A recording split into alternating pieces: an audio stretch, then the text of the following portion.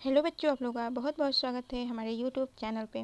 तो बच्चों, आज हम लोग कक्षा 7 के पाठ्यक्रम में सम्मिलित संस्कृत मंजूषा के तृतीय पाठ को पढ़ने वाले हैं, जिसका नाम है बच्चों अभिलाषा। बच्चों, अभिलाषा का एक अर्थ होता है यानी कि इच्छा। ठीक है, अभिलाषा मतलब एक इच्छा होती है ना। तो देखिए, इस पाठ की व्याख्या करने से पहले हम इसके कठिन शब्दों के अर्थ को समझ लेते हैं, ताकि हम इसके अर्थ अच्छे तरह से समझ सकें। ठीक है बच्चों, तो चलिए सबसे पहले हम इसके कठिन शब्दों के अर्थ को समझते हैं। तो बच्चों देखिए, दया दृष्टि का अर्थ होता है कृपापूर्ण भाव ना, यानी कि दयापूर्ण भाव। देया का अर्थ होता है देना चाहिए। जातु का अर्थ होता है कदाचित या फिर कभी, कदाचित या फिर कभी। ठीक है बच्चों, नो का अर्थ होता है नहीं।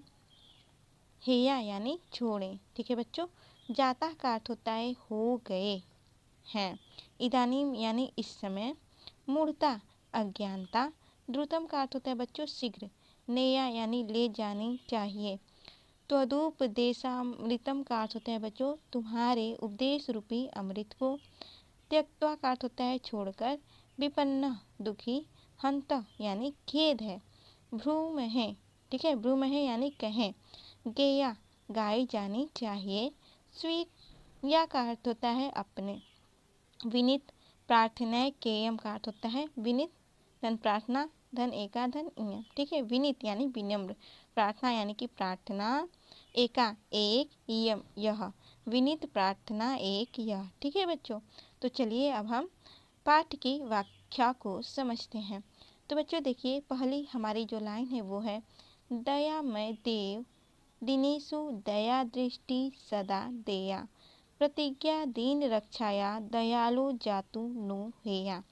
ठीक है बच्चों, दयामय का अर्थ होता है बच्चों दया। ठीक है, हे दयामय, हे दयामय। देव यानी देव या फिर ईश्वर, हे दयामय ईश्वर। दिनेशु यानी कि दिनों पर, दुखियों पर। दया दृष्टि यानी कि कृपापूर्ण दृष्टि, कृपापूर्ण भाव। सदा यानी सदैव। देया यानी देना चाहिए या दें। ठीक है, प्रतिज्ञा का अर्थ होता है प्रतिज्ञा। ठीक है बच्चों, दीन रक्षाया यानी कि निर्बलों का, दीनों का रक्षा। ठीक है, दयालु बच्चों, दयालु का अर्थ होता है दयालु। ठीक है बच्चों, देने वाला।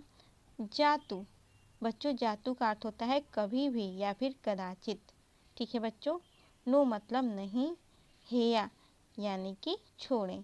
तो बच्चों इसका अर्थ हो जाएगा हे दयामय देव, हे दयामय ईश्वर, दीन दुखियों पर सदा हमेशा के लिए, सदैव के लिए दया दृष्टि या अपनी कृपा रखें या दया दृष्टि बनाए रखें। एक बार फिर से देख लीजिए, हे दयामय देव दीन दुखियों पर सदैव दया दृष्टि बनाए रखें। ठीक है, निर्बलों असहायों की रक्षा का जो आपने वचन लिया है, जो प्रतिज्ञा लिया है, उसको कभी भी न तोड़ें। ठीक है बच्चों, आशा करती हूँ कि समझ में आया होगा। अगली जो लाइन है वो है, देखिए बच्चों, मनुष्या मानवा भूत्वा इदानीं दानवा जाता तदेशा मूर्ता देशाद द्रुतम दूरे त्वया नेया। ठीक है बच्चों, मनुष्य का अर्थ होता है बच्चों मनुष्य। ठीक है, मनुष्य मानव।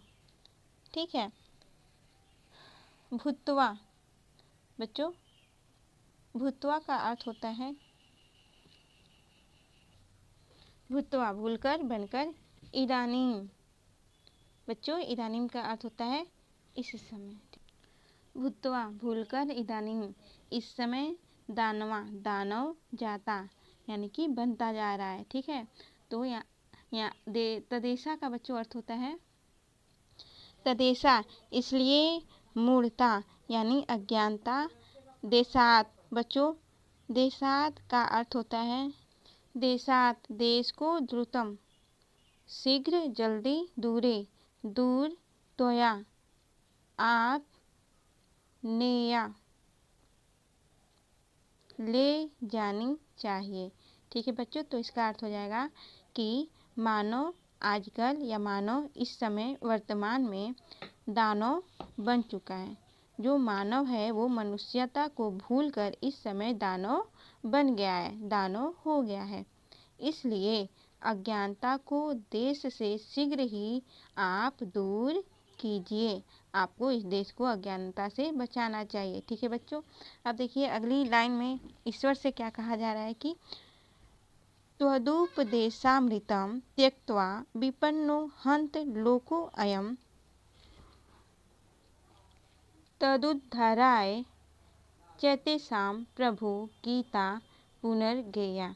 ठीक है बच्चों। यहाँ पर देखिए त्वदुपदेशामृतम का अर्थ होता है बच्चों आपके उपदेश रूपी अमृत को। ठीक है, तुम्हारे उपदेश रूपी अमृत को या आपके उपदेश रूपी अमृत को। त्यक्तवा का अर्थ होता है बच्चों त्याग कर, छोड़कर। विपन्नो बच्चों विपन्नो का अर्थ होता है दुखी। ठीक है।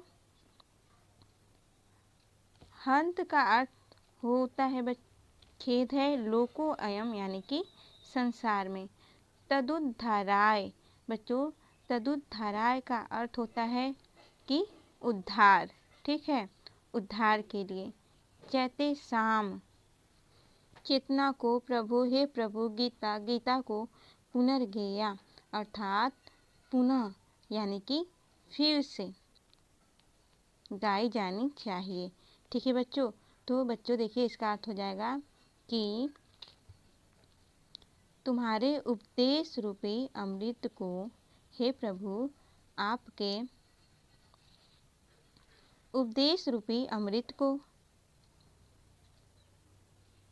त्याग कर लोग इस संसार में दुखी हो गए हैं। ठीक है, यहाँ पर प्रार्थना किया जा रहा है कि खेद है, हंत है, हे प्रभु खेद है कि आपके महान उपदेश रूपी अमृत रूपी उपदेश को त्याग कर लोग इस संसार में दुखी हो गए हैं। ठीक है बच्चों।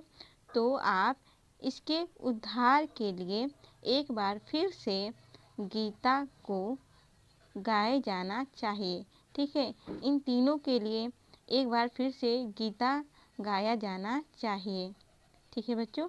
अगली पंक्तियां हैं किम अधिकम ब्रूमहे भगवन् विनीत प्रार्थना केयम यदेते बालका स्वीया प्रभु नु विस्मृति नेया। किम अधिकम का अर्थ होता है बच्चों और अधिक क्या। ब्रूमहे यानी कि कहें। भगवान यानी हे ईश्वर हे भगवान। विनीत प्रार्थना केयम यानी कि विनीत प्रार्थना एक यह एक विनीत प्रार्थना है। ठीक है बच्चों। यदेते यानी कि बालका यानी बालक। स्वीया यानी कि अपने। प्रभु हे ईश्वर। नो यानी नहीं। विस्मृतम यानी कि भूलिएगा। नेया बच्चों नेया का अर्थ होता है ले जानी चाहिए। ठीक है, तो देखिए इसका अर्थ हो जाएगा कि हे भगवान आपसे और क्या कहें। ठीक है, हे भगवान आपसे और क्या कहें। केवल एक ही विनीत प्रार्थना है आपसे। ठीक है, और वह है कि बालक जो आपके बालक हैं हम आप ही के बच्चे हैं। ठीक है, बालक आपके ही बच्चे हैं। इसलिए हे प्रभु आप हमें कभी भी भूलिएगा नहीं। ठीक है, आप हमें कभी भी विस्मृत मत कीजिएगा यानी कि आप कभी भी हमको भूलिएगा नहीं। तो बच्चों आशा करती हूँ कि आज का पाठ आप लोग को समझ में आया होगा। बच्चों अगर वीडियो अच्छी लगी हो तो प्लीज़ वीडियो को लाइक शेयर सब्सक्राइब जरूर कीजिएगा और साथ ही साथ अपने दोस्तों को भी शेयर कीजिएगा। तो बच्चों चलिए इसके प्रश्न उत्तरों को देख लेते हैं और प्रश्न उत्तर के बारे में जानते हैं। तो देखिए बच्चों पहला प्रश्न यहाँ पर है कि एक पदेन उत्तरात एक पद में उत्तर देना है। क है दिनेशु का देया तो दया दृष्टि। ख है कस्या प्रतिज्ञा न हेया उत्तर हो जाएगा दिन रक्षाया। ग मूर्ता कस्मात दूरे नेया उत्तर हो जाएगा देशात। मानवा नाम उद्धाराय पुनः का किया तो गीता। ठीक है बच्चों। प्रश्न अगला है पाठात उचित पदानि चित्वा वाक्यम पूरयत। पाठ से उचित प्रयोगों को चुन करके वाक्य को पूरा करना है। क है दिन रक्षाया दयालु नु हेया। मूर्तादेशात द्रुतम दूरे त्वया नेया। नेक्स्ट पेज की तरफ चलते हैं और देखिए बच्चों, ग है उद्धाराय चैतेषां प्रभु गीता पुनः गेया। घ ये देते बालका स्वीया प्रभु नु विस्मृतम नेया। चौथा प्रश्न है रेखांकित पदानि आधृत्य प्रश्न निर्माणम कुरुत। ठीक है, तो दिनेशु दया दृष्टि सदा देया। तो बच्चों दया दृष्टि की जगह हो जाएगा दिनेशु का देया। ठीक है। ख है मूर्ता देशात दूरे त्वया नेया। ठीक है बच्चों, तो यहाँ पर हो जाएगा आपका बच्चों, यहाँ पर लिखाएगा का। ठीक है, का देशात दूरे त्वया नेया गीता पुनर्गेया, यानी का पुनर्गेया। अगला प्रश्न है उदाहरण अनुसार संधि विच्छेद कुरुत। उदाहरण के अनुसार संधि विच्छेद करना है। तो देखिए लोको अयम लोका धन अयम। कहे त्वदुपदेशामृतम त्वत् धन उपदेश धन अमृतम। ख है किम अधिकम, तो किम धन अधिकम। ग यदेते यत धन एते। घ चैतेषां च धन एतेषां। अंग पुनर्गेया पुनः धन गेया। नेक्स्ट क्वेश्चन की तरफ चलते हैं और बच्चों 6 नंबर का प्रश्न है संस्कृत भाषायाम अनुवादम कुरुत। संस्कृत भाषा में अनुवाद करना है। कहे कि मेरी यह नम्र प्रार्थना है, यानी विनीत प्रार्थना केयम। ठीक है, देश से गरीबी दूर करें, यानी देशात विपन्नता दूरी कुरुत। कल्याण के लिए शिक्षा दे, कल्याणार्थे शिक्षत। स्वास्थ्य के लिए प्रदूषण दूर करें, यानी स्वास्थ्य प्रदूषणम दूरी कुरुत। अगला प्रश्न देखिए बच्चों, उचित कथनानाम समक्षम आम अनुचित कथनानाम समक्षम न इति लिखत। उचित कथन के सामने आम यानी कि सही लिखना है, अनुचित कथन के सामने न यानी कि नहीं या गलत लिखना है। ठीक है, सत्य और असत्य लिखना है। तो देखिए का है दिनेशु दया दृष्टि देया। तो बच्चों ये सही है, तो लिखेंगे आम। ठीक है, दिन रक्षा या प्रतिज्ञा है या। दिन रक्षा का प्रतिज्ञा छोड़ देना चाहिए, तो नहीं यानी कि यह गलत है। ठीक है, तो लिख देंगे न। ठीक बच्चों, अगला है प्रतिदिनम दंत धावनम कुर्यात। प्रतिदिन दांत धुलना चाहिए, तो हाँ सही है, तो आम लिख देंगे। ठीक है, सुंदरम लेखम न लिखे, सुंदर लेख नहीं लिखना चाहिए, तो गलत है, ये लिखना चाहिए बल्कि, तो न लिखेंगे यानी कि यह जो है यह गलत है। ठीक है बच्चों, तो बच्चों आशा करती हूँ कि आज का चैप्टर आप लोग को समझ में आया होगा। तो बच्चों मिलते हैं अपने नेक्स्ट वीडियो में एक नए लेसन के साथ, एक नए टॉपिक के साथ। तब तक के लिए बच्चों धन्यवाद।